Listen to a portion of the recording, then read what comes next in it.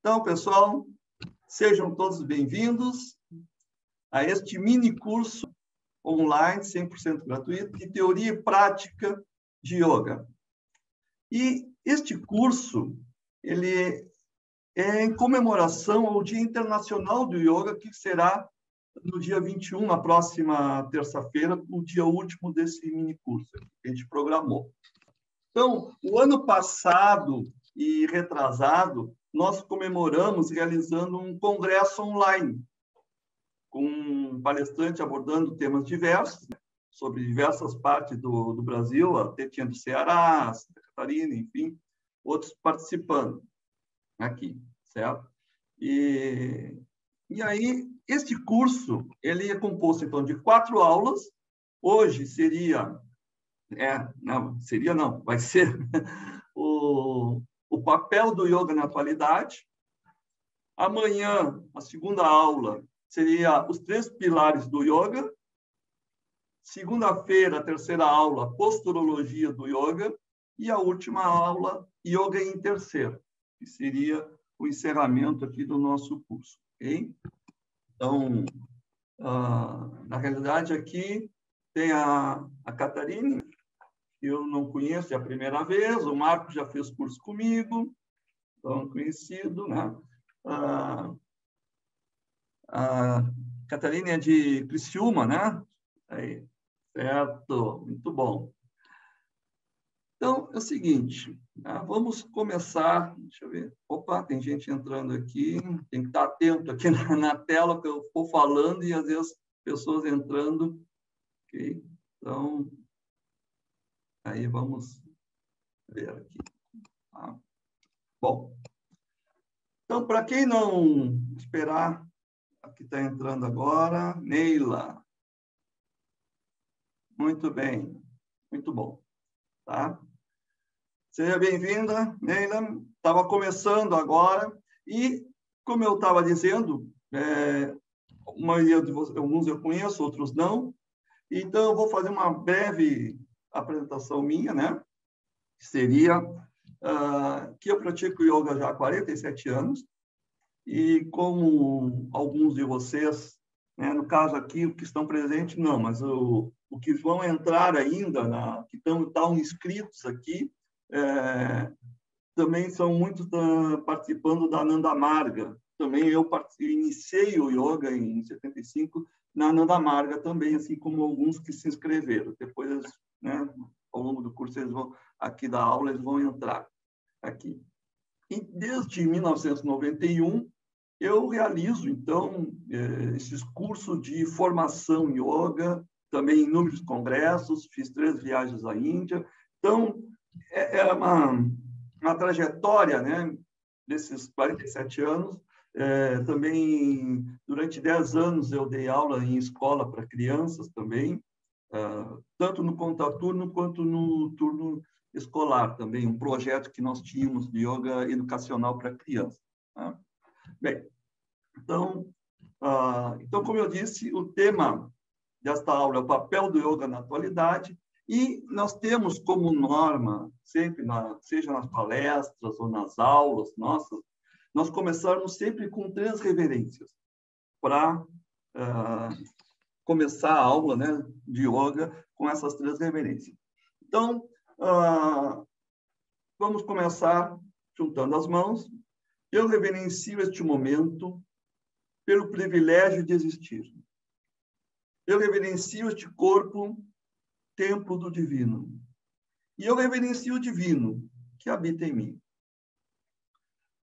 Então, o mundo, ele atravessa uma crise enorme de valores éticos, sociais, espirituais, enfim, e as crises nos forçam a refletir e superá-las. Né? E os grandes avanços da humanidade ocorreram geralmente após profundas crises. E as pessoas perguntam: o yoga é compatível com a vida moderna? Evidente que sim. Para sermos eficientes e produtivos, é necessário ter tranquilidade para tomar as decisões apropriadas. E a vida moderna, impõe às pessoas sempre viverem com a corda esticada, fazendo com elas sejam submetidas a um alto nível de estresse. E o objetivo primordial, principal do yoga é trazer paz para o ser humano. Paz, serenidade. Isso vai proporcionar o melhor gerenciamento do estresse. Né? A gente não elimina o estresse faz parte da vida, só que nós temos que saber como gerenciá-lo. Então, o yoga possibilita, capacita que a gente tenha uma maior concentração, mais saúde, maior equilíbrio emocional, que hoje em dia, qualquer coisa, as pessoas perdem seu equilíbrio emocional, compaixão pelos demais, né? Enfim, o yoga tem inúmeros benefícios. E o yoga, além desses benefícios, ele desperta o ser divino que está dentro de cada um de nós. Então, essa mudança, ela começa com cada pessoa. Então, a paz do mundo, como já dizia Gandhi, começa conosco, né? Pelo passo. Okay? Então, esse é importante. Então, o yoga, na realidade, é um estilo de vida, tá? Que vai além das práticas tradicionais que são os asanas, que são as posturas. Okay? E o yoga desenvolve, melhor dizendo, né, uma postura na qual passamos a lidar com situações e enfrentar esses desafios diários de forma mais tranquila. Então, isso é importante. Então, crescer espiritualmente é a maior ajuda que alguém pode dar aos outros. Então, pois a partir dele, então, a coisa flui naturalmente. As pessoas que estão à volta. Então, muitas vezes, a nossa paz a gente irradia. E o que nós devemos evitar é que a turbulência, a negatividade do mundo perturbe a nossa paz interior. A tempestade, né? Não devemos deixar nos contaminar. Pelo contrário, nós devemos irradiar essa paz às pessoas que estão ao nosso redor. E o yoga tem esse papel importante. Então, quando a mente fica aberta, então a voz interior a gente consegue escutar, que é através do silêncio. Então, a gente não escuta essa voz interior porque a nossa mente a grelice mental não permite que esse contato com essas orientações internas, que todos nós temos, só que não escuta. E, muitas vezes, a maioria das vezes, os nossos problemas, que são, a maioria, nós é que criamos. Né? Tem outros externos, mas a maioria, nós muitas vezes criamos esses problemas. Então, além dos problemas externos que nós não foge do nosso controle, ainda a gente acrescenta outros. Tá? Então, o yoga é importante. Então, esse corpo pequeno, parece pequeno, mas tem um universo muito grande e um sol que aquece, né? Muito brilhante, e o papel do yoga é exatamente enxergar esse universo, esse mundo, né, inteiro. E a maioria das pessoas vive voltado para o exterior e não se abre facilmente ao divino. Mas em todos existe esse ser divino, né, que ela não sabe. Então, o papel do yoga é fazer esse despertar aqui. Né? Existe uma parede, um véu que impede, e o papel do yoga é exatamente tirar esse véu aqui, essa obscuridade, essa não consciência. Então, quando desmorona isso, então a pessoa se liberta das todas as imperfeições, esse é um processo, já que a vida uma trajetória da nossa vida da imperfeição para a perfeição. Isso é a vida. Então, nós estamos num processo. E aí a gente vai... O yoga tem um papel muito importante nisso aí, nessa despertar dessa consciência. Tá? E Quando esses limites, né, são dissolvidos nesse silêncio, e nada pode haver maior que essa liberdade, quando a gente se sente, além dos limites corporais, além do meu corpo, além da minha mente, eu estou me expando a consciência. Esse é o processo que o yoga proporciona. Aí, então, realmente começa, a gente chama a verdadeira transformação aí de cada um, né? E por quê? A maioria das pessoas, quase 100%, vive de forma fragmentada. Sente de uma forma, pensa de outra e age diferente do que pensa e sente. Esse é o conflito, esse é o que... E isso ocorre exatamente devido a essa ignorância dessa dimensão mental, né? Faz que o ego se identifique com esse corpo físico. E essa ignorância é a causa do desequilíbrio, né? Então, ele sente sua vida. Então, esse desequilíbrio ele é experienciado através de sofrimento, doenças, de diversas formas, né? E essas crises, como essas pandemias e tudo, são formas de despertar nas pessoas. Muitas acordam, outras não, mas existe todo um processo, a circunstância da vida nos coloca em xeque para que a gente evolua aqui. No pensamento filosófico ocidental, né, a problemática da dimensão física entre o corpo e o mundo exterior oscilava entre matéria e espírito, a vida terrena e ultraterrena. Mas, segundo Platão, né, filósofo, o corpo é a prisão do espírito, né, da alma, e sendo um obstáculo para a libertação. Já outro filósofo, Heráclito, né, dizia que tudo que existe está em permanente mudança. Heráclito foi contemporâneo de Buda, embora não se sabe, provavelmente não, dizer que foi influenciado pela filosofia budista da impermanência, que o budismo não fala sobre a questão da impermanência. E Heráclito já falava também sobre isso e eram contemporâneos. Tá? Então, como eu disse, eu estou falando aqui, mas tem que estar de olho aqui se alguém entra aqui na sala. Aqui, por enquanto, tá? Bom, como eu disse, a existência humana ela é multidimensional, né?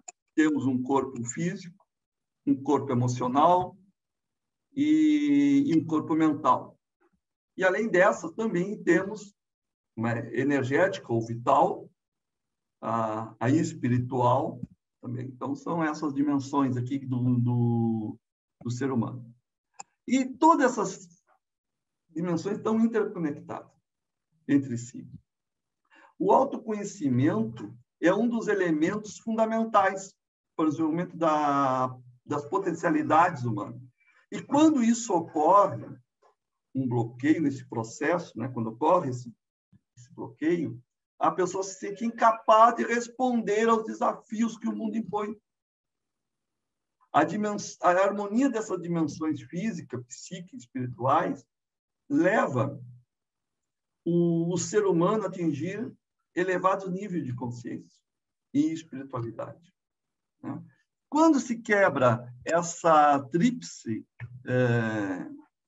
unidade, essa unidade mente, corpo, espírito, enfim, né, considerando, de uma maneira geral, essas três, leva a conflitos e a neuroses. Então, o que nós vemos, na maioria das pessoas, esse estresse, neuroses, conflitos, esse desequilíbrio do mundo que a gente vê cada vez maior, é exatamente porque o ser humano está fragmentado. E aí, pensamentos desordenados, neuróticos, escravizantes, vão produzir todos os problemas que nós vemos no nosso dia a dia. Agora, quando o ser humano fica ajustado na sua dimensão, necessidade biológica, psicossociais, que elas vão se integrando, então vai se harmonizando. Agora, de outra maneira, se não tiver, existe todos esses conflitos que nós vemos, que já falamos. Tá? Agora, considerando esses altos índices de violência, é muito importante disseminar no mundo uma cultura de paz na sociedade através do yoga e da meditação. Por isso, foi criado até o Dia Internacional do Yoga para isso, para disseminar essa cultura de paz. Com isso, desenvolver uma consciência interior nas pessoas, diminuindo o egocentrismo e aumentando o cosmocentrismo, de forma a florir, então, essa natureza interna do ser humano. Então, isso já no ano 2000, 2002, acho que 2000, a ONU criou uma cultura, um processo de cultura de paz, os passos, tem muito a ver com yoga. Só que, de lá para cá, muita coisa não mudou, só a violência aumentou. Então, não foi colocado em prática esses princípios, até que foram divulgados pela ONU através de vários, desde o ano 2000. Gandhi também já vinha falando cultura da não violência e de paz, e ainda, então, por isso, cada vez mais, a necessidade de nós divulgarmos para que essa nuvem que paira sobre o mundo, sobre a nossa sociedade, possa dissipar, né? E a gente ver a luz do sol, como se diz, né? Tem um mestre indiano que dizia que as nuvens, né, são passageiras, então essa nuvem negra que paira sobre a humanidade vai se dissipar. Então nós temos que trabalhar para isso. Bom, então até agora eu falei da importância do yoga na nossa vida por causa dessas violências. E ainda hoje existe muito mal entendidos sobre o que é yoga. Estou falando aqui para vocês, mas esse vídeo depois vai atingir outras pessoas que não estão no momento participando aqui com você, conosco aqui, né? Então, por isso que eu vou repetir algumas coisas que alguns que já estudaram comigo conhecem, né? Quais são esses mitos do yoga que nós vemos? Que yoga é religião. Isso é mito, por quê? Muita gente ainda acredita que yoga é religião, porque o yoga veio para o Ocidente impregnado da religião hinduísta. E na Índia, todas as religiões incluem a prática de yoga. O yoga transcende a religião, mas a raiz da palavra yoga, tá, e religião são as mesmas. Então, por isso também confunde, né? Yoga é unir, e religião é religar, unir. Então, por isso existe essa confusão aí. Mas o yoga transcende a religião. E, dessa forma, todas as pessoas, independente da crença, podem praticar yoga, inclusive um ateu. Assim, um cristão se torna o melhor cristão, um budista o melhor budista, o hinduísta, né, melhor hinduísta, enfim, e assim por diante. Toda religião pode ser. Tá? Então, o erro comum é confundir yoga, melhor dizendo, religião com espiritualidade, porque as pessoas utilizam ambas para tratar de questões pessoais e sentimentos comuns. Bem, muitas vezes as pessoas recorrem à espiritualidade ou à religião para tratar de angústias ou questões pessoais, e frequentemente aquelas que são difíceis de lidar ou de dividir com outras pessoas. E apesar de religião e espiritualidade estarem conectadas, elas têm significado diferente. Então, é possível seguir um caminho espiritual sem seguir uma religião específica. Assim como é possível ser religioso e não se aprofundar no mundo espiritual. Então, todas as religiões estão baseadas nas escrituras sagradas, rituais, dogmas e crença de um Deus supremo, um Deus exterior ao ser humano. Okay? Já a espiritualidade consiste na busca da nossa essência, no propósito da nossa existência. Então, a espiritualidade é algo inato no ser humano. E o acesso à espiritualidade só é conseguido por meio do autoconhecimento, do silêncio, dessa tagarelice mental que eu falei. Então, a religião diz no que se deve acreditar. A espiritualidade permite que você siga o seu coração.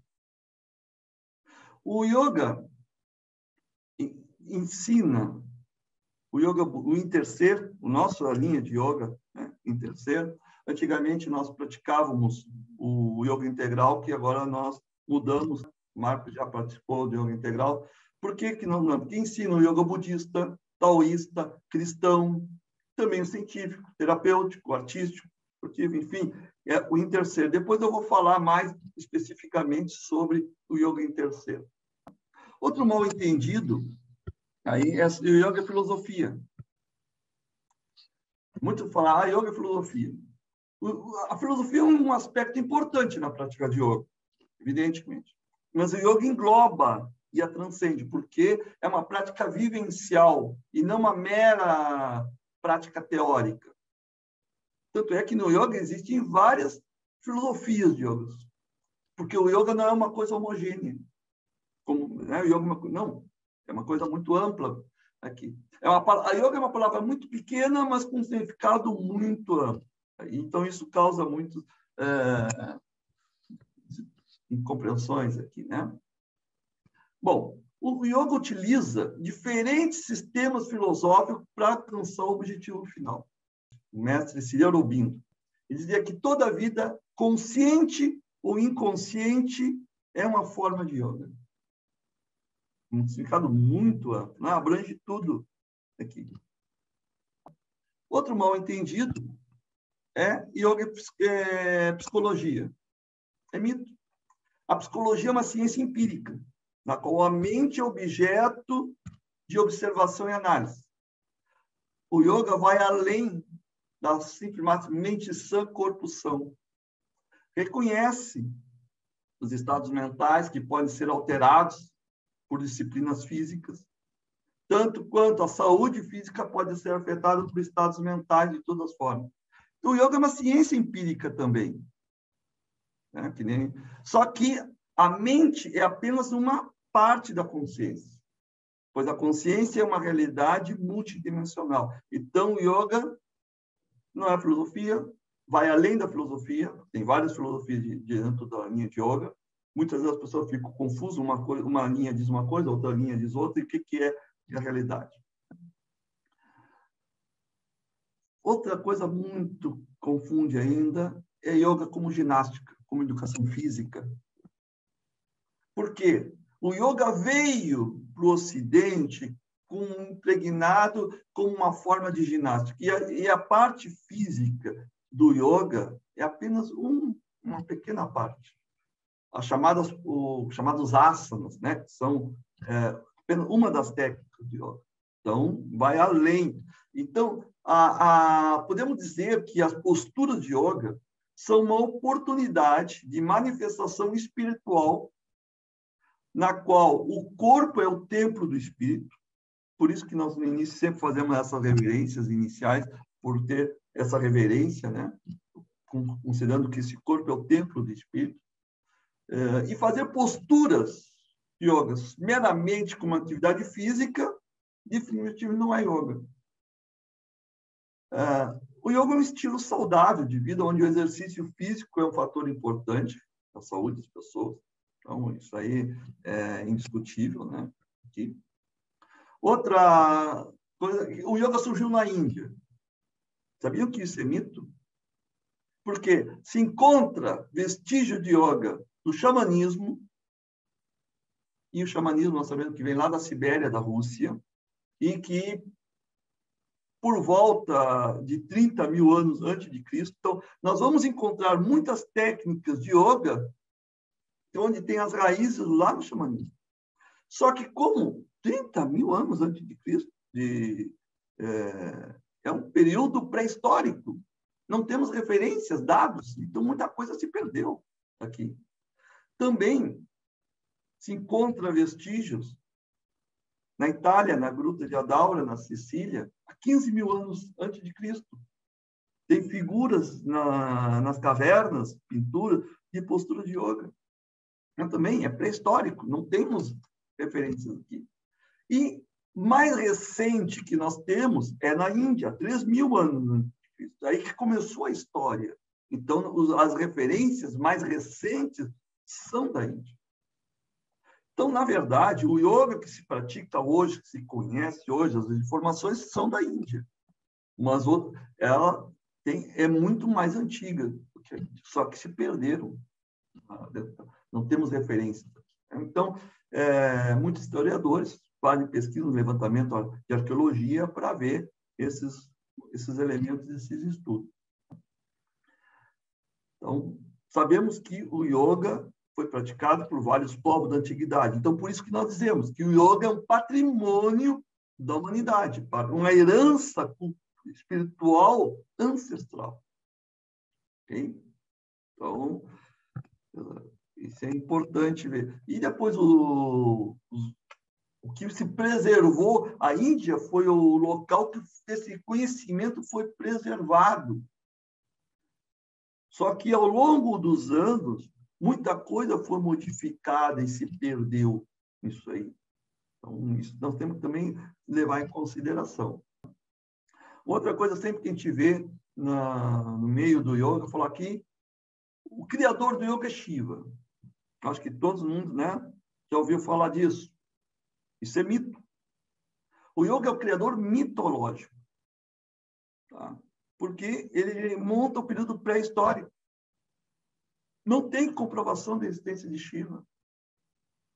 Sabe? Tudo é dados, informações que se referem, olha, mais ou menos assim, que se encontrava assim, porque tudo se baseou numa transmissão oral de mestre para discípulo. Então, como eu disse antes, muita coisa se perdeu, foi modificada, foi acrescentada, e uma pequena parte permanece intacta. Aí. Então, essa é a dificuldade. Então, por isso que surgiu, ao longo dos anos, vemos inúmeros tipos de yoga que eu estou. Só que no Ocidente foi muito comercializado, é muito distorcido aqui. Também. Aqui outro mal entendido, o yoga verdadeiro de Patanjali. Esse mito, Patanjali, que é o criador do Ashtanga Yoga, não esse Ashtanga Yoga que a gente vê atualmente como que é um estilo de Hatha Yoga. Okay? O Ashtanga Yoga de Patanjali é um yoga mais mental. E o que nós vemos hoje aí nas academias, enfim, são linhas é um estilo de Hatha Yoga, o Ashtanga Yoga que é produzido, que não tem nada a ver com Patanjali. Tá? E o primeiro a ser codificado e sistematizado. Mas também não se tem comprovação histórica da existência de Patanjali. O que se sabe sobre ele é de terceiros aqui. Nem quando nasceu e quando morreu. Existe um período de 400 anos. Se atribui a Patanjali, olha, existia um tal de Patanjali entre 200 a.C. e 200 depois de Cristo. Por aí existia o tal de Patanjali e tem o famoso livro atribuído a ele, o Yoga Sutra. Aqui. Não estou negando a validade do Yoga Sutra. Tem coisas muito interessantes no Yoga Sutra. Tem, né? Mas não sabemos exatamente. Então, nós temos que ter, como uma visão ocidental, um discernimento, alerta. Okay? Porque tudo que chega até nós e chegou até nós, impregnado de hinduísmo através dos monges. Então, existe uma cultura. Tanto é que na Índia, e mesmo em muitos mosteiros famosos, ashrams da Índia, de Shivananda, por exemplo, muito famoso, as mulheres não praticam. Praticar o homem. Quando eu for na Índia, o professor lá da coisa só dava para o homem. Aí a gente tinha que chamar um professor de um hotel onde nós estávamos, tinha um salão, aí ele dava. E nos ashrams, nas meditações, nos cantos, se separa. De um lado ficam as mulheres e do outro lado os homens. Não se misturam, sim. Porque, então, existe toda uma cultura que é diferente aqui dos indianos. Okay? Bom,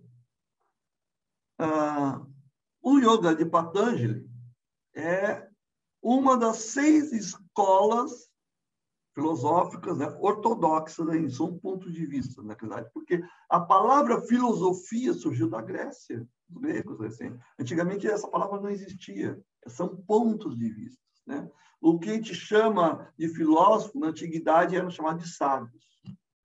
Okay? Então, o yoga é a união do físico, emocional, mental, energético.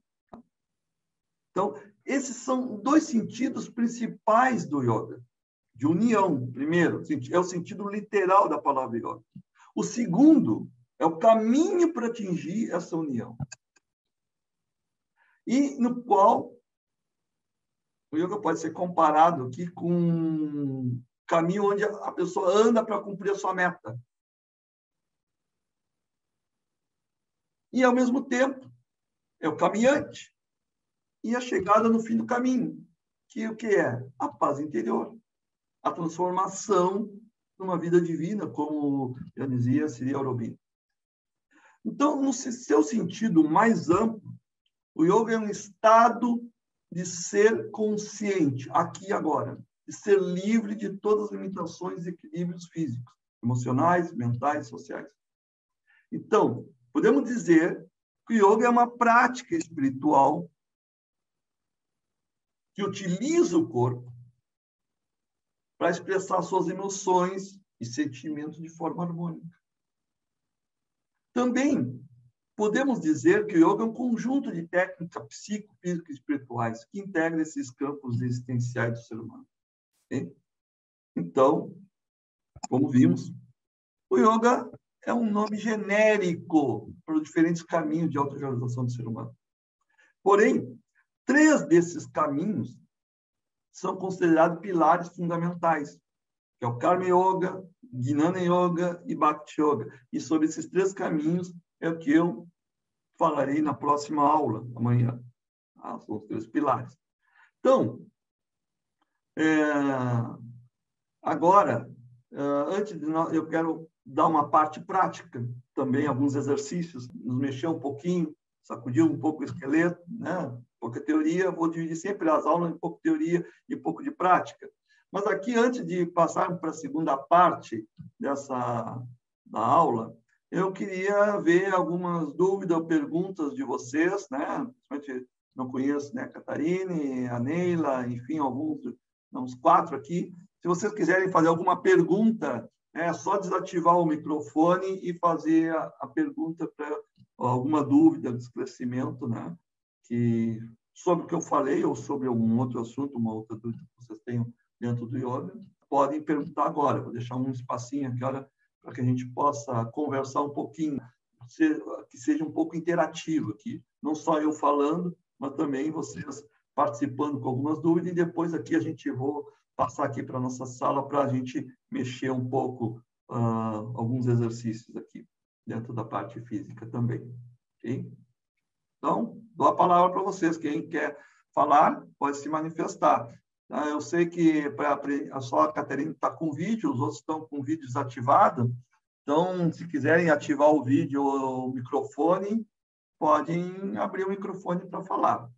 Estou aguardando. Tem alguma pergunta? Dúvida?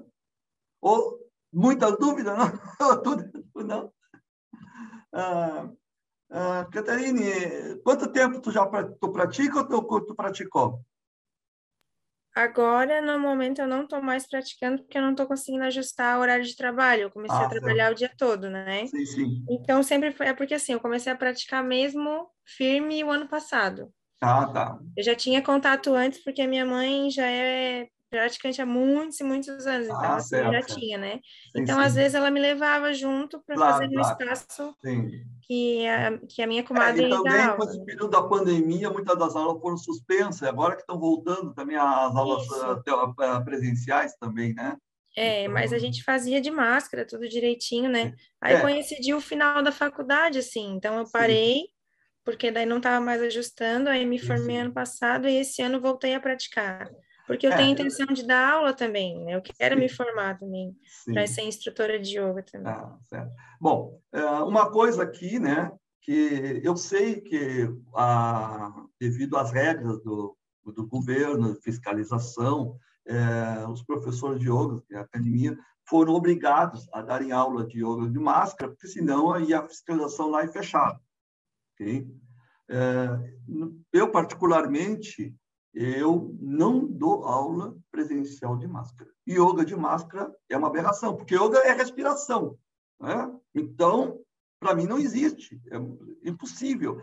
Só que eu reconheço que muitos professores de yoga que vivem das aulas de yoga, se eles não derem de máscara, eles vão perder a parte financeira. Então, sabe, fica entre a cruz e a espada, sabe? Mas, realmente, é impossível tu dar as posturas de yoga e fazer o exercício respiratório de máscara. Então, mas eu reconheço que muitas vezes a gente não tem uma outra opção, porque senão, e nesse período de pandemia, muitas escolas, inclusive, fecharam porque não conseguiram manter o aluguel das suas salas de aula, né? Porque estava proibido durante muitos meses, e aí, depois, quando liberaram, muitos não tiveram capacidade financeira de se manter, né? O espaço, tiveram que fechar. Então, foram dar aula de máscara. Mas, para mim, yoga de máscara não existe. Não existe. Né? Tanto é que, desde a pandemia, eu não dou aula mais presencial. Não dou. Porque eu me nego de dar aula de máscara.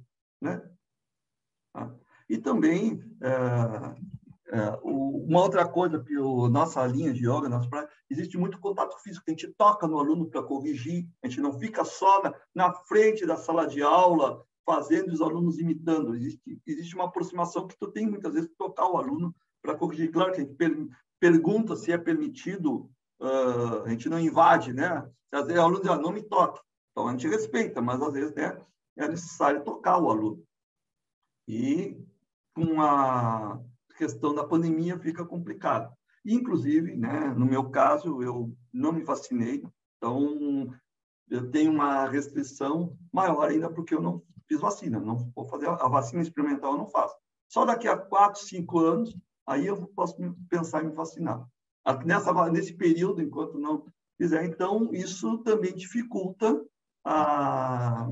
eu dar aula presencial e sem máscara também. Tá? Então, isso é um dos motivos que eu não dou aula presencial. Tá? Então, no ano que vem, eu tenho um convite para ir a Tubarão para dar uma aula também, não sei se, né? Aí próximo de Criciúma, tá? Mas aí vai ser presencial.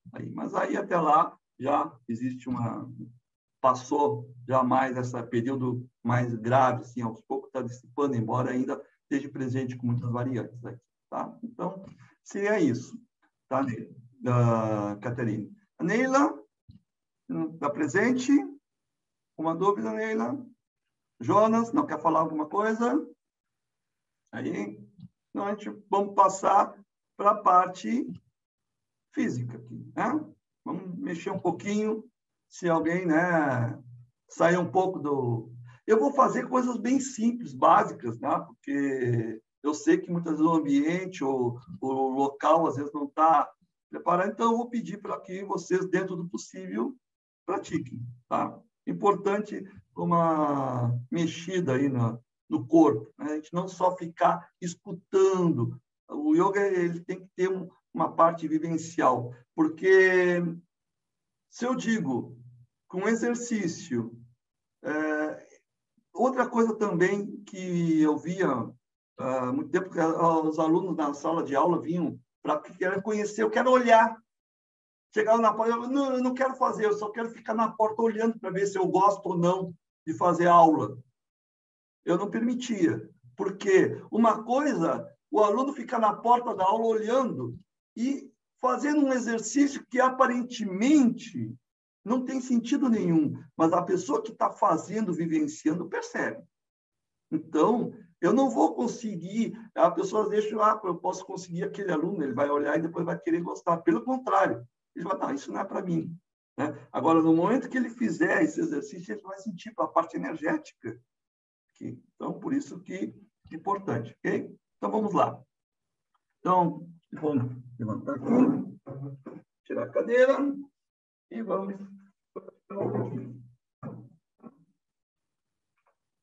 Então, vou para cima do tapete, vou tirar minha sapatilha aqui. Isso, aqui. Vamos ver como é que está a distância. Está com delay. Deixa eu ver aqui, aproximar a imagem aqui. Não está aqui, deixa eu ver aqui. para que apareça melhor aqui, assim, o ambiente aqui. Tá? Está com um pequeno delay aqui, está atrasada aqui a minha imagem. Isto, perfeito. Aqui. Bem, tradicionalmente, quando na maioria das escolas de yoga, a gente começa com as posturas de yoga ou com a chamada saudação ao sol. Nós, antes de entrarmos nas posturas propriamente ditas de yoga, as tradicionais, nós fazemos o que a gente chama de desbloqueio articular, de consciência corporal, energética. E um dos exercícios simples, mas que a gente começa a perceber, é permanecer parado e sacudir o corpo. E esse sacudir o corpo, claro que numa aula, aqui a gente, por exemplo, vai fazer esse sacudir o corpo, como se estivesse tirando água da ponta dos dedos, dobrando ligeiramente os joelhos, a gente fica fazendo 1 minuto. Mas a ideia, em casa, se vocês fizerem 2 a 3 minutos, ficarem fazendo esse sacudir, e depois a gente para. E começa a perceber a energia circular. E perceber como é que eu estou aqui agora. Aonde que... Porque, assim, as pessoas vêm para o yoga para tirar o estresse, para relaxarem, aprenderem a respirar. Só que, paradoxalmente, para praticar yoga, tu tem que estar previamente relaxado. Então, por isso que a gente não entra diretamente nos asana, no yoga propriamente dito tradicional. A gente começa com esse tipo de exercício, para a pessoa se auto-perceber. Como que eu estou aqui agora? Onde que estão as minhas tensões? Eu tenho que começar a me observar, da cabeça até os pés. E esse movimento aqui energético, de sacudir, por alguns instantes, a gente começa a fazer com que a energia que estava estagnada comece a fluir.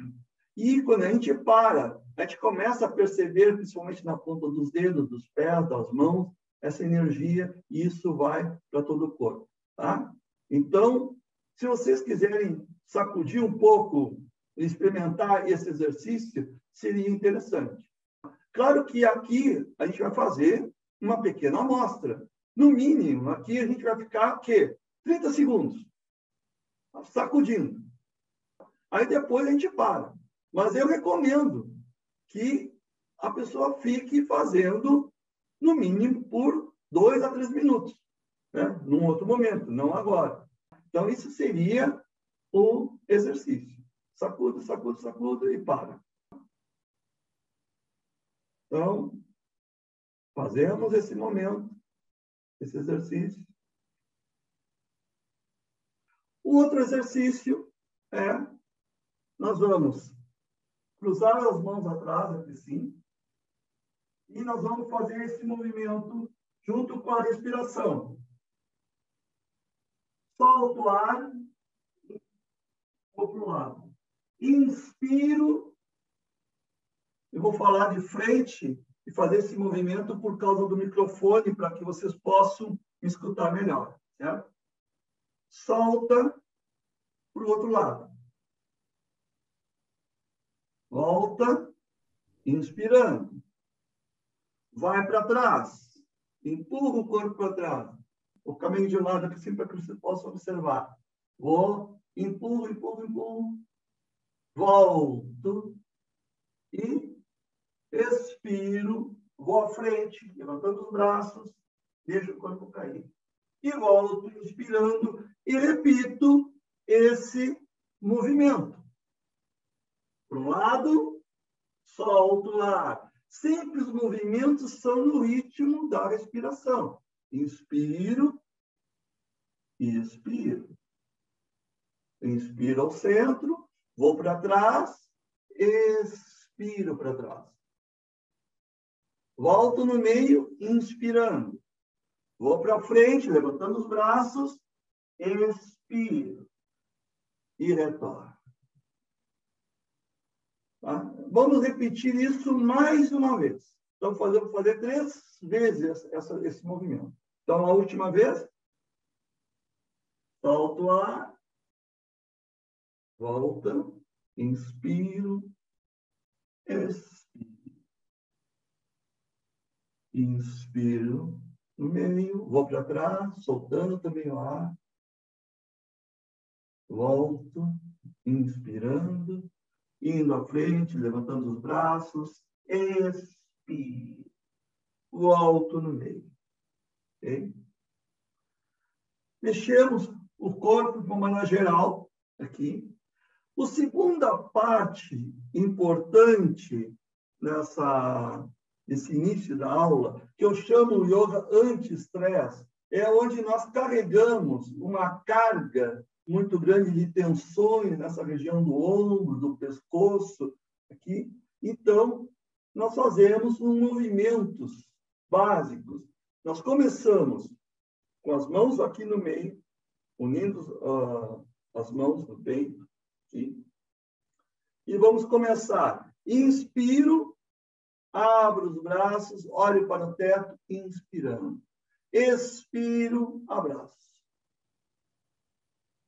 Solto o ar. E vou repetir esse movimento também 3 vezes. Claro que pode ser mais vezes, mas aqui, por uma questão até de tempo, nós vamos fazer poucas vezes. Inspirando e expirando. Okay? E vamos continuar com esses movimentos aqui, certo?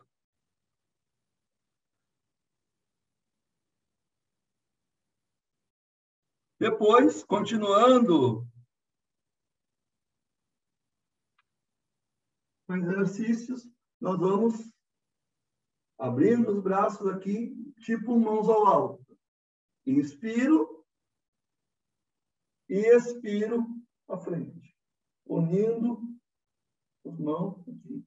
Volto, inspiro, olho para o céu, para cima, para o teto, baixa a cabeça, uno mãos e cotovelos. Mais uma vez, no ritmo da respiração, volto. Claro que pessoas que têm problemas com ombro, bursite, assim, vão ter uma certa dificuldade. Pode baixar aqui os braços, mas aqui assim, não elevar tanto se tem alguma dor, dificuldade nessa região. Então, esses são 2 movimentos básicos de ombro. Claro que tem muitos outros movimentos. Nós temos uma série 1, 2, 3 de ombros, com variações que a gente pode fazer ao longo de uma aula. Mas, com isso aqui, a gente já começa a soltar. Então, eu já estou previamente preparado para essa parte superior, mexer o corpo. E agora, uma outra parte importante, porque a nossa situação, na nossa ocidental, nós passamos muito tempo sentado. A maior parte das profissões, ou a gente fica sentado no escritório 8 horas por dia, no escritório, no computador, enfim. Ou a gente está sentado trabalhando, ou está sentado no sofá vendo televisão, ou sentado no sofá no computador. Então, a gente passa... Então, a parte de alongamento de perna e dessa região pélvica é muito importante. Então, aqui, eu vou baixar agora um pouquinho... aqui. Baixar o computador para que vocês possam observar melhor o movimento. Eu vou baixar aqui para botar mais para baixo aqui. Pronto. Vai ficar melhor para vocês visualizarem. Então, vamos trabalhar essa região para trás. Vamos dar aqui um pouquinho para que vocês possam observar melhor. Essa parte pélvica e de perna, nós temos que desbloquear, alongar aqui. Então, eu vou dobrar a perna, vou estender. Quem não consegue estender totalmente, fica ligeiramente flexionado, né? Mas a ideia é... né? Dobro novamente, vou erguer a perna, levo a perna para trás, dobrando, nessa posição aqui, ó. Coloco assim. Abro, levanto o joelho e vou para o lado. Então, nós temos que ter um certo espaço para fazer, né? Dobro a perna, trago ela para dentro aqui e volto à frente. E vou repetir. Vou fazer 2 vezes com cada perna. Então, vou repetir mais uma vez esse exercício. Alongo. Dobro, levo para trás. Abro, levantando aqui o joelho. Vou para o lado, alongando. Dobro. E vou à frente. Ok. Vamos fazer agora. Observaram todo o trabalho. E aí a gente observa um lado e o outro. Como é que está? Né? Agora fazer com o outro lado, outra perna. Primeiro, eu vou estender. Volto. Ergo. Levo para trás. Vou para o lado. E dobro. E vou à frente. Então, esse exercício, eu estou dando 2 vezes para cada lado, mas, na realidade, a gente vai fazer 3, 4, enfim. Parece que tem apenas uma pequena parte da aula, dos movimentos, né? A gente está fazendo isso devagar, lento, percebendo também que, como nós não somos assimétricos, quer dizer, tem um lado que é diferente do outro, nós vamos encontrar, muitas vezes, dificuldade mais com um lado que com o outro. Olha o lado que eu fiz esse movimento, foi direito ou esquerdo? Isso também é importante, porque isso exige que nós tenhamos consciente, estamos presentes daquilo que nós estamos fazendo. Tá? Porque muitas vezes eu estou fazendo esses movimentos aqui e estou vendo televisão, estou conversando com outra pessoa e estou fazendo de uma maneira mecânica, sem tomar consciência. E yoga é atitude. Aquilo, estou presente. Por isso que, quando nós começamos a nossa aula, nós fizemos as 3 reverências, porque é uma coisa sagrada, é uma coisa que eu tenho que estar presente de corpo e mente, e não só fazer de uma maneira mecânica. Senão, qualquer contorcionista estaria praticando yoga, né? E não é bem assim. Tá? Todo contorcionista faz as posturas com maior perfeição de yoga. Mas, se ele não tiver com a atitude adequada, não está. Porque como eu falei, é um estado, yoga é um estado de ser. Uma coisa muito mais ampla. E reduzir o yoga apenas à parte física está limitando. Agora, claro que se este corpo, devido a um estilo de vida sedentário ou com umas certas limitações, vai dificultar. Por isso que nós precisamos, né? Assim como nós precisamos ter uma boa alimentação, uma boa parte corporal de movimento, a parte física é importante, né? Então, a mesma coisa que nós nos alimentamos no nosso corpo físico, o corpo físico precisa ter a lubrificação das articulações todas, senão vai ficando envelhecido e vai dificultando todo o aspecto da circulação, enfim. Então, aí vai trabalhar não só a parte muscular, as posturas de yoga, mas vai trabalhar a parte glandular, que a gente deseja com a permanência. Então, por exemplo, agora é inverno, está muito frio, então exige que nós aquecemos o corpo com alguns movimentos antes de nós fazermos as posturas propriamente ditas, as posturas tradicionais, porque isso vai facilitar. Então, por isso que a gente faz uma série de outros exercícios aqui. Tá? E aqui, eu separei, né? Agora vamos fazer algumas posturas propriamente ditas. Tá? Essas posturas podem ser feitas, inclusive, na cadeira. Então, por exemplo, uma postura que a gente faz no chão, de torção, por exemplo, uma postura simples, né? Então, dobra a perna, seguro o joelho. Põe a mão, vou virar para cá para você observar melhor. Põe a mão aqui e olha para trás, essa posição. Essa postura eu posso fazer tranquilamente também sentado na cadeira. Tá? Então, eu vou botar aqui agora para que as pessoas possam ver aqui a cadeira. Pronto. Aqui. Então, a mesma coisa. Coloca a mão no joelho, coloca a mão atrás e olha. Então, vai depender de qual o grau de flexibilidade, o estado físico da pessoa, se ela tem condições de fazer no chão ou se ela não tem, vai fazer numa cadeira. Então, todas essas diferentes técnicas, nós temos que estar preparados, porque muitas vezes o aluno tem dificuldade de sentar no chão ocidental, de sentar de pernas cruzadas. Mas isso não impede que, né, como a Caterine, né, falou que queria fazer o curso de formação depois, assim, né, com tamanho. Enfim, na realidade, um professor, dentro da nossa visão, tá, não precisa executar com perfeição aquela postura. Ela tem que ter didática para ensinar aquela postura. Tá? Então, por exemplo, eu mesmo tenho algumas limitações físicas. Mas eu ensinava, inclusive, de aula para crianças, onde essas crianças e adolescentes e adultos faziam posturas acrobáticas, posturas que eu não executava. Mas eu sabia o limite, tá, de como fazer com que ela chegasse a essa postura. Claro que isso, além de saber as técnicas e ter a didática, nós temos que ter um conhecimento também de anatomia, cinesiologia, para uma compreensão melhor. Tá? Então, por exemplo, na segunda-feira, vamos falar de posturologia.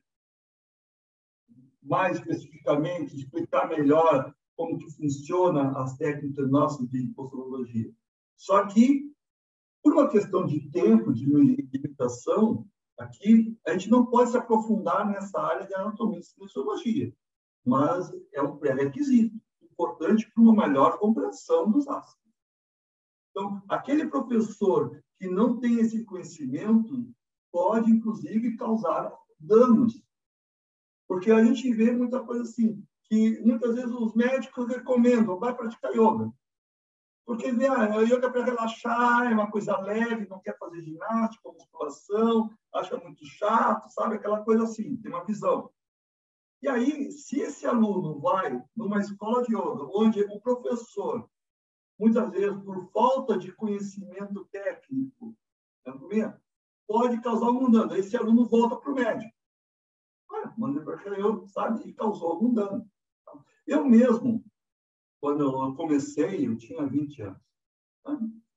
E eu comecei no yoga ortodoxo tradicional indiano, tá? Onde nós tínhamos que permanecer nos asanas por muito tempo. E não tinha uma orientação. Claro, quando a gente jovem, tem mais facilidade de fazer a postura permanece, mas não tinha também uma consciência corporal de anatomia também, e não era orientado também para isso, né? Porque era feito naquele yoga quadradinho indiano aqui. O indiano já nasce, já sai da mãe já de lótus, pernas cruzadas. Tá? O ocidental não. Tá? E eu ficava com posturas invertidas, que são consideradas rainha do yoga, as asanas são invertidas, só que eu reconheço que tem muitos benefícios, mas também tem muitas complicações. E uma das posturas, por falta de técnica de orientação e de permanência, eu sobrecarregava a cervical. Inclusive, eu fiquei com uma leve discopatia aqui na cervical. Ainda bem que foi uma questão leve, mas eu sinto algo na cervical, porque as invertidas, pode fazer invertidas, mas o peso não pode ficar na cervical. Aí que está a técnica de saber. Tá? Inclusive, se usa elementos de ajuda para até facilitar e evitar não sobrecarregar a cervical. Mas já vi pessoas que causou outros danos cervical de ombro por uma execução forçada. Ou até mesmo de ficar de pernas cruzadas e fazer o lótus com problema de joelho. Né? Então, no meu caso aqui, esse joelho, eu tive, jogando bola, eu tive uma luxação. Então, às vezes, durante a vida, a gente vai tendo alguns problemas. Né? Correndo de bicicleta, quebrei o braço. Então, aí, acontece que algumas posturas agora eu evito fazer devido a algumas limitações que eu tenho também. E outras limitações que eu tenho na parte aqui. Mas a técnica, eu tenho que saber e orientar. Tá? Então, qual é o tipo de público? Como é que eu vou dar? Que tipo de yoga que a pessoa quer? Porque, às vezes, a pessoa quer um tipo de yoga e eu vou vir aqui só cantar mantras. Ou falar sobre o hinduísmo. Mas aí vai em choque com a crença da pessoa que é cristã, por exemplo. E aí a pessoa perde os benefícios porque entra em choque com as suas crenças corporais, físicas e filosóficas, no caso, né? Suas crenças. Então, isso também tem que ser levado em consideração dentro do yoga. Tá? Então, eu dei uma postura. As torções, elas são muito importantes. Não só com a permanência, nós vamos pressionar o fígado, depois vamos pressionar o baço. Então, fazer um trabalho orgânico importante. Tá? E também, na parte psicológica, esse momento para um lado e para o outro. Para onde que eu vou? Que decisão eu tomo? Eu faço isso ou eu faço aquilo? E hoje, no mundo, nós temos muitas opções. Muitas vezes a gente não sabe. Então, esse movimento também nos leva a refletir e atuar numa parte não só orgânica, mas também psicológica também. Essas posturas de torções são muito importantes. Tá? Inclusive a coluna, a flexibilidade articular, essa rigidez que muitas vezes a pessoa... Tá? E até por uma questão agora da pandemia, as pessoas ficaram muito tempo em casa, muito sedentárias. Isso causou não só um problema físico, mas também psicológico grave. Então, o yoga tem um papel importante na parte corporal, fazer a pessoa se mexer e tomar consciência. Aonde que está alongando? Qual é a dificuldade que eu tenho? Como que eu posso? Claro, o objetivo do yoga não é adquirir uma performance física. Pode até se conseguir, se praticar com uma forma atlética, né? Pode chegar. Mas não é o objetivo principal. Mas se a pessoa quiser, pode chegar. Mas aí, não é fazendo yoga 2 vezes por semana que a pessoa vai adquirir funcionamento físico. 2 horinhas por semana. Não, aí exige uma disciplina maior. E que muitas vezes, por uma questão de trabalho, de família, a pessoa não disponibiliza esse tempo para adquirir aquela performance exigida. Mas, igual, vai causar um bem-estar, né, para a pessoa. Então, isso é importante. Bom, fizemos a postura. Outra postura, aqui, nós vamos, que a gente chama de lateralidade. Né? E nós vamos fazer essa postura nessa posição aqui. Para chegar para dentro. Então, por exemplo, nessa posição aqui, eu vou ir para o lado, colocando o cotovelo junto ao joelho, e vou estender esse outro braço. E eu vou, como quisesse pegar algo distante, eu vou sentir todo esse alongamento lateral aqui e vou permanecer. Respirando normalmente. Volto. Vou para o outro lado.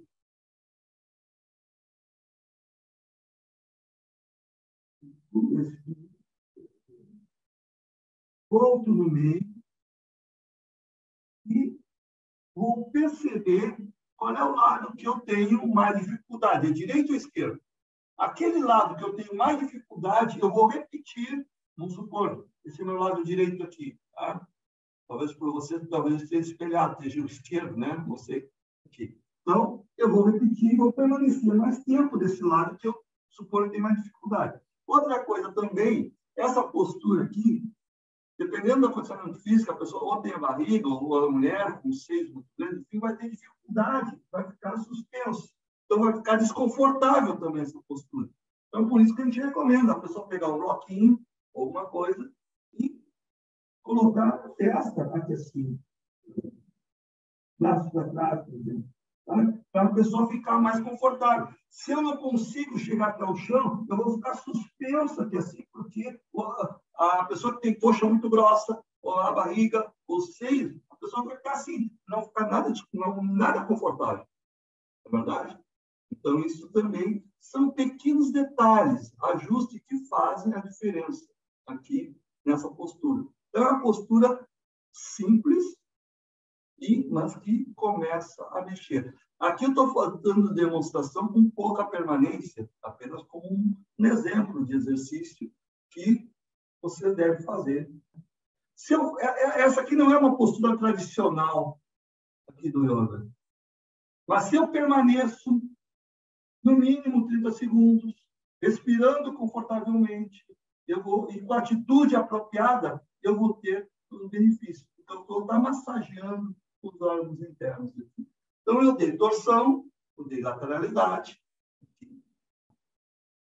e eu vou dar mais 3 posturas. Uma postura, são 2 posturas clássicas, tá?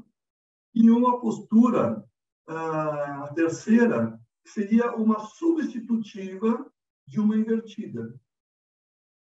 Até porque, para colocar uma postura invertida numa sala de aula, eu tenho que saber que aquele alunos que se tem alguma contraindicação, se tem problema de pressão, ou se a pessoa está acima do peso, ou se tem algum outro problema de coluna cervical, enfim.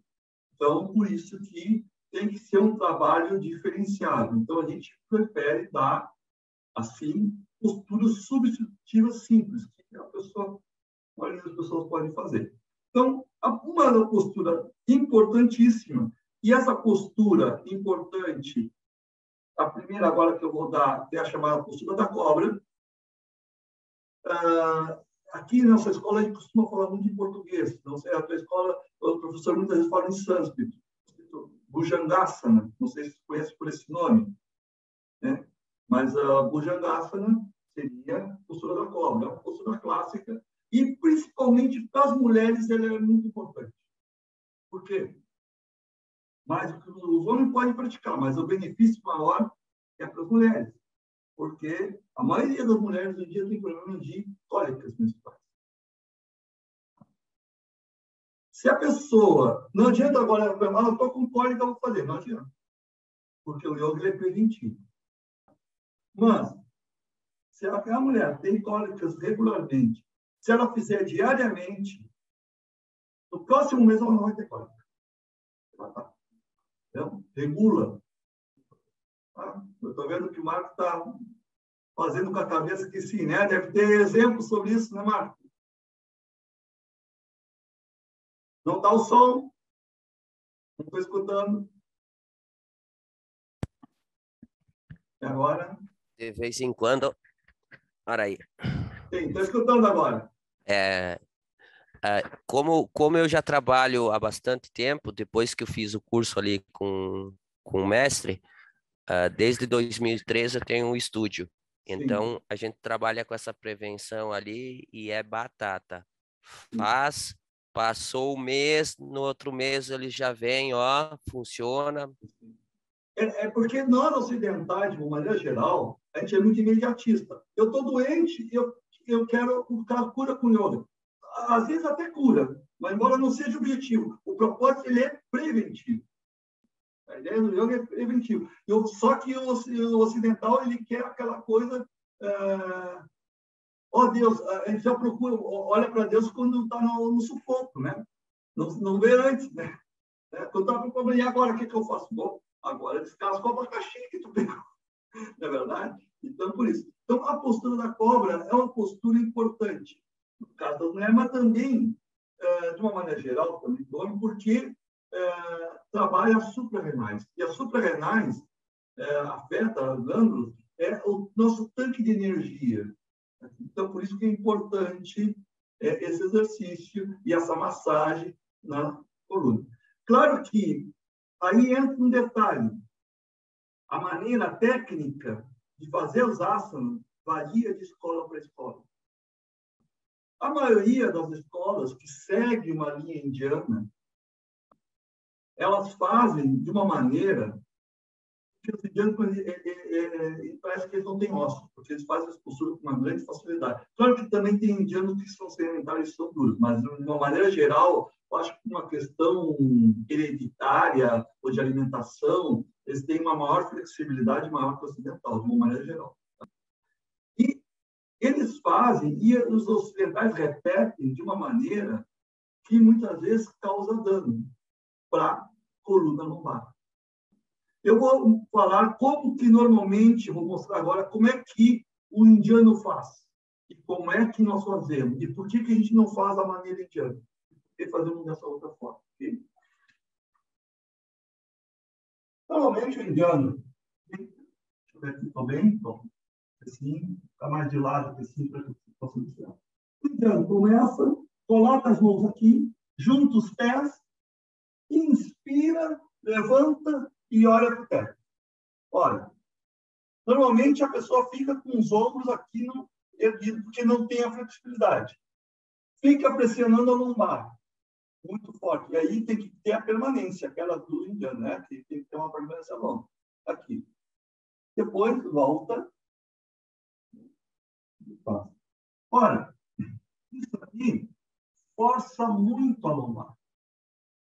Então, como é que o yoga tem que ser mais confortável? Claro, se a pessoa já por natureza tem maior flexibilidade, tudo bem. Mas não é este o objetivo. Então, eu vou observar, porque a gente vê em algumas escolas de yoga, inclusive, que elas ficam fazendo a postura onde tiram, inclusive, o pubis do chão. Ficam praticamente só lá nos pés, suspensos, tiram o pubis do chão e ficam aqui assim. Ora, isso não é correto. Pode ser atlético, pode ser bonito, mas como yoga não funciona. E nós fazemos ao contrário. Por exemplo, normalmente eu falei que a pessoa, ao armar a postura, porque assim, ó, a importância de fazer a postura não é só fazer a postura corretamente. Como eu entro, como eu armo a postura e como eu desarmo. Eu posso estar na postura correta, mas se eu desarmo errado, eu perco o benefício da postura. Por uma questão de anatomia, fisiologia, tá? A gente não faz como o indiano faz, subindo e inspirando. Nós fazemos soltando. E se vocês fizerem, podem até experimentar. Faz a postura com os pés juntos, inspirando. E permanece, olhando para o teto. Agora, na nossa técnica, afasta as pernas. Coloca as mãos um pouquinho para frente, não aqui embaixo da axila. Coloca um pouquinho para frente. Eu vou soltar o ar, subir tranquilamente, não aqui não com os ombros assim, mas baixar os ombros, olhar para frente e permanecer na porta. Claro que aqui, depois que eu soltei o ar, eu respiro normalmente. Observem que a postura se torna muito mais confortável, agradável, e eu posso permanecer mais tempo e observar o que está sendo pressionado, o que está sendo exigido. E aí eu vou permanecer os 30 segundos mínimos. Se eu não tenho condições de permanecer os 30 segundos, eu vou desarmar. Vou relaxar a lombar. Volto e repito a postura. Porque não estou conseguindo fazer confortavelmente o asana, por falta de condicionamento físico. Se eu faço isso, então, o asana não se repete.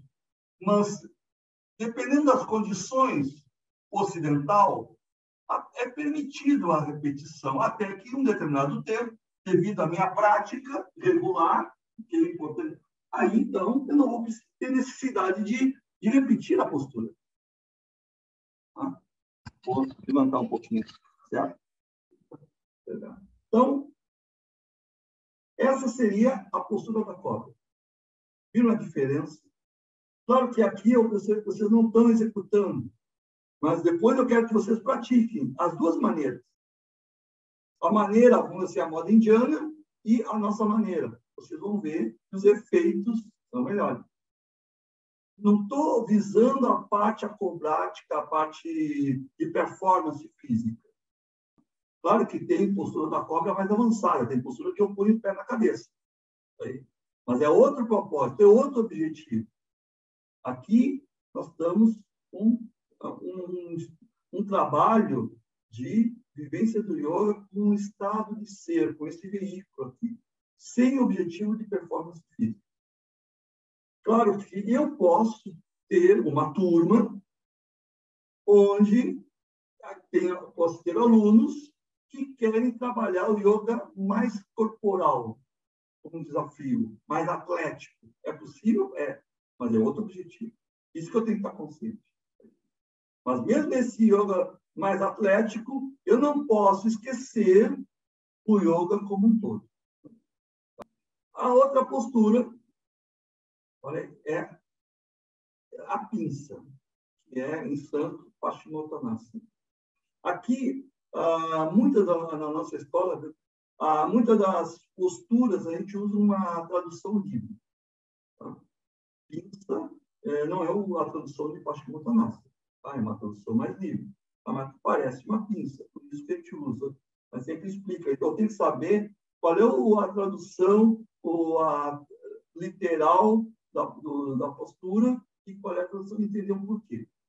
Porque não existe também uma uniformidade de nomenclatura das posturas em diferentes escolas de yoga. Tem escola de yoga com a mesma postura, chamam nomes diferentes. Então, muitas vezes, tu me diz, eu pratico tal postura, eu não conheço essa postura. Aí tu vai demonstrar, não, mas essa postura eu conheço o nome. Então, isso não existe uma nomenclatura. Então, isso dificulta, muitas vezes, quando existem várias escolas, por exemplo. Bom, a postura da pinça. Também, eu vou mostrar de duas maneiras. A moda indiana e a nossa moda. O nosso estilo, a nossa maneira de ver. Considerando, como eu falei, que os indianos têm um alto grau de... Vou achar aqui um pouquinho para vocês observarem melhor, senão não vai conseguir enxergar. Aqui. Demais. Vou levantar um pouquinho aqui. Aí, como o indiano tem um grau de flexibilidade maior, o que eles fazem? Chega mais para cá, chega melhor. Dá aqui para levantar, porque senão a execução melhora. Isso, agora acho que vai ficar melhor. Isso, melhor. Bom, a moda indiana. Se a pessoa tem um bom alongamento, tudo bem. Pode fazer, não é que esteja errado. Mas do ocidental, é mais difícil fazer dessa maneira. Coloca a mão aqui, ajeita, inspira, levanta os braços e, ao expirar, vai à frente. Só que o ocidental, ao fazer isso, como não tem um alongamento, ele vai fazer isso aqui, ó. Tentando botar a cabeça no joelho, ele vai ficar aqui todo torto. Então, falta alongamento da cadeia posterior. Então, como que nós fazemos? Começamos as pernas molhadas. Segura os pés. Posto o tronco na coxa. E aí, soltando o ar, eu vou estendendo. Procurando manter. Olhando para os pés, não para aqui. Vou olhando para frente. E agora, cheguei aqui, agora eu vou continuar dobrando os cotovelos. Daí eu vou descendo. Aí, claro, aí eu baixo a cabeça tem que chegar mais ou menos aqui no meio da canela. E aí, então, vamos permanecer na postura. Mas eu não consigo. Então, fica com os joelhos ligeiramente flexionados. Pronto. só estende uma perna, depois a outra. Por isso que a gente faz um trabalho anterior de alongamento, de preparação, porque esse exercício existe um alongamento muito grande da cadeia posterior. Se eu não faço esse aquecimento ou preparação, vai ficar desconfortável essa postura. Então, na cobra, nós trabalhamos, fomos para trás e alongamos toda a parte anterior. Na pinça, alongamos toda a parte posterior. Claro que isso implica também a pressão dos órgãos internos também que a gente vai ter. A gente aqui está meio limitado em questão de tempo, eu não vou me deter muito nesse sentido. Tá? E o maior benefício da postura. E, por último, a terceira postura que a gente quer fazer, que é uma invertida, a clássica é a parada de cabeça, mas a parada de cabeça, a maioria dos alunos tem dificuldade de execução e, por isso, muitos professores mandam o aluno fazer na parede, para não cair. Não. Se o aluno não tem tônus suficientemente para fazer a postura, não coloca na parede. Primeiro, ele vai ter, porque assim, as invertidas e a parada de cabeça, que é uma postura clássica, muitos não fazem porque tem medo de cair. Nunca viraram uma cambalhota. Então, tu tem medo de cair, não sabe virar cambalhota, primeiro tu vai virar cambalhota. É uma aula de yoga, sim. Uma aula de yoga. Vamos virar cambalhota. Tá? Bom, virou cambalhota, não tem medo, muito bem. Agora tem que ver. Primeira cambalhota, não tem medo de cair, muito bem. Segundo, tu tem tônus, tem abdominal suficiente para manter a postura? As pessoas não têm abdominal suficiente para manter a postura. Então, e outra coisa, vai botar o peso na cervical, que não tem força nos braços? Não. Então não adianta ir na parede. Porque ele vai na parede e não vai cair, pelo contrário, mas todo o peso vai ficar na cervical. Não vai ter o tônus. Então, não faça. Então, a gente tem que fazer um trabalho com essa pessoa de tônus, tá? Porque a pessoa da yoga, a pessoa tem sempre ideia de alongamento. Mas tem que ter tônus, tem que ter equilíbrio. Isso tem que levar em consideração. E tudo é um estudo que leva base de anatomia, de fisiologia para fazer isso. Acho que muitos professores muitas vezes não levam em consideração. Então, por isso que nós damos o que a gente chama a postura da leve. É uma postura substitutiva, simplificada. Porque é importante o fluxo do sangue vir para a cabeça, ligar o cérebro. Com a idade, muitos problemas da idade, eu falo entupimento das artérias aqui, falta irrigação de sangue aqui para o cérebro, e isso causa grandes danos. Então, simples. Mas muito. Não é por ser simples que não seja eficaz.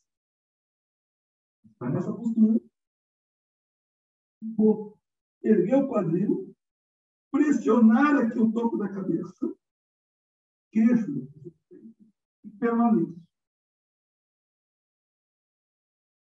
No mínimo, volto e para baixo. Se eu tenho dificuldade, como eu disse, vou relaxar usando o bloquinho. Então, tiro o bloquinho, vou, pressiono, fico 30 segundos, no mínimo, e volto. Claro, essa postura, eu tenho que ter em consideração, tem pessoas que têm problemas de pressão alta, eu tenho que levar muitos outros fatores, né? Por isso que antes de eu tenho que fazer uma anamnese com o aluno para ver as condições físicas, todas as indicações que são necessárias. Eu posso fazer armar e desarmar a postura, armar e desarmar, sem permanência, inicialmente, quando é um aluno com problemas mais graves. É possível fazer. Até que vai chegar um ponto que ele vai conseguir permanecer. Então, tudo isso são vários fatores que eu tenho que levar em consideração. Então, essas três posturas, né, são importantes para a nossa aula aqui. Tá? Bem, vamos encerrar por hoje, tá? Propostas e tal. Tem alguma dúvida, alguma pergunta? A Neila, não sei, tá escutando, Neila? Catarine, tem alguma dúvida sobre isso? Já conhecia essas posturas, né? Um pouco diferente a maneira de execução das posturas, compreende? Mas entendeu por que a gente não faz de um jeito, não faz do outro? Então, essa é a proposta aqui da nossa escola. Então, a moda indiana é viável quando o aluno já tem um condicionamento físico apropriado, que na maioria do ocidental não é. Então, por isso que a gente adapta aqui, né? Bom, então, se vocês não têm mais perguntas, né, já estamos... Professor, licença um pouquinho. A Neila botou no chat, se ela tinha uma dúvida, ela botou no chat ali.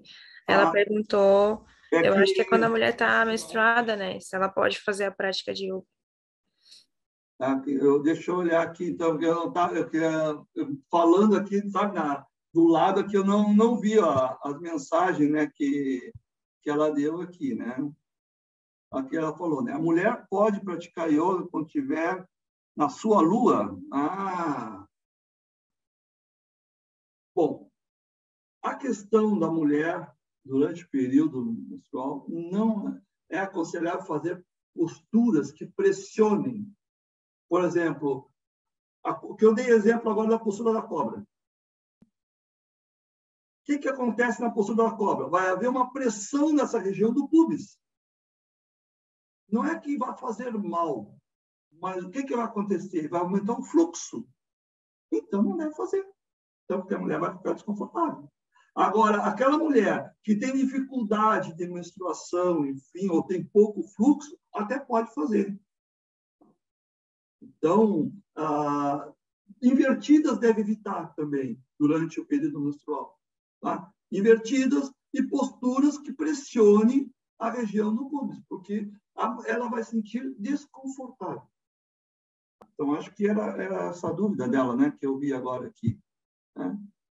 Então, bom, qualquer outra dúvida, né, vocês podem, porque aqui fica difícil de eu abrir a janela e ver as perguntas e conversar, por isso que eu prefiro que vocês conversem, né? Abram somente. Vocês podem perguntar via WhatsApp, esclarecer a dúvida, ok? Nós vamos, então, agora terminar essa nossa aula de hoje, okay? Fazendo, né, novamente, uma reverência e uma breve meditação de alguns segundos. Como é que funciona isso? Vou unir as mãos, feito, fechar os olhos, observar a respiração e, mentalmente, nós vamos visualizar, ao inspirar, amor, ao expirar, paz. Então, nós vamos continuar alguns instantes respirando dessa forma. Inspiro amor, expiro paz.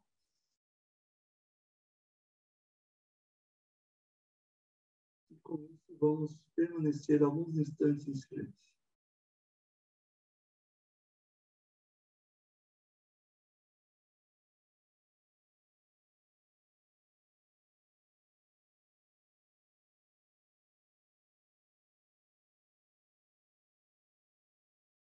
Assim, abrindo os olhos, fazendo a saudação tradicional do yoga, que dentro do yoga se chama Namastê, mas aqui a gente tem uma tradução mais poética, um significado maior, fazendo da seguinte maneira.